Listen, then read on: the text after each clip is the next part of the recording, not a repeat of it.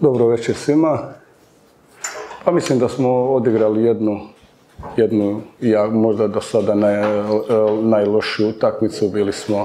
Nismo bili pravi, mada smo došli ovdje ne branit se. Došli smo da probamo napast Hajduka. To nam se čak isplatilo u 5. minuti, gdje smo tim pritiskom doveli do pogreške i zabili taj pogodak. Međutim, uslijedilo je od strane mojih igrača uslijedilo je dosta individualnih pogrešaka i bilo je jako teško. Danas smo darivali Hajduka, a kvalitetu koju oni posjeduju, oni su to sve znalački iskoristili i čestitam im na potpuno zasluženoj pobjedi. A nama ostaje da se okrenemo sljedećim utakmicama. Prva sljedeća je Belupo. Ako hoćemo, trebaju nam bodovi, trebaju nam golovi. Moramo dobro ovo izanalizirati, vidjeti gdje smo radili greške i sve učiniti da sljedeću utakmicu, da se vratimo na pravi put. Hvala lijepa. Kolegi, izvolite vaše pitanja. Gospodin Bilić. Došli ste odigrati napadne Hajduka, nakon što se primili gol, niste faul napadne, nemate žuti karton ili jedan možda onda. To se ne može protiv Hajduka odigrati, nekako, ne znam, su se pribali pobjede ili šta se dogodilo? Pa nismo pravi, ne znam ni da je Hajduk napravio karton, da je imao karton. Mislim, bolji, puno bolji. Željeli jesmo, nismo uspjeli u našim namjerama, tako da to je točno. Nismo napravili ozbiljan faul, nismo uspjeli u tome, ali to je kvaliteta Hajduka. Nisu nam dozvolili. Htjeli smo, željeli smo. Kažem, to je bilo u prvih 5 minuta gdje smo ih doveli do te greške. Poslije je Hajduk dobio krila. Preozbiljna momčad, trenutno prejaki za nas.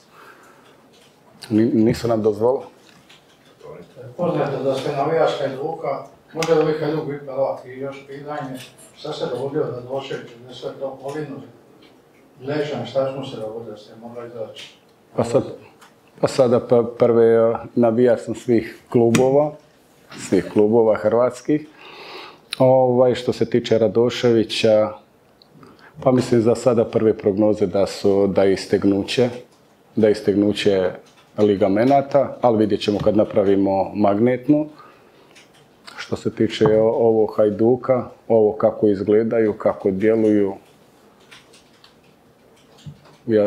ja sam siguran ako nastave u ovom smjeru da mogu doći da ostanu prvaci. Još jedno pitanje, može. Treneru, nekako vas ovi eurogolovi koštaju. Rijeka vam je zabila eurogol, danas mladi Dudov, kako ste njega vidjeli i njegova ta fantastična pogodka koju imate više prvo vreme utakmice.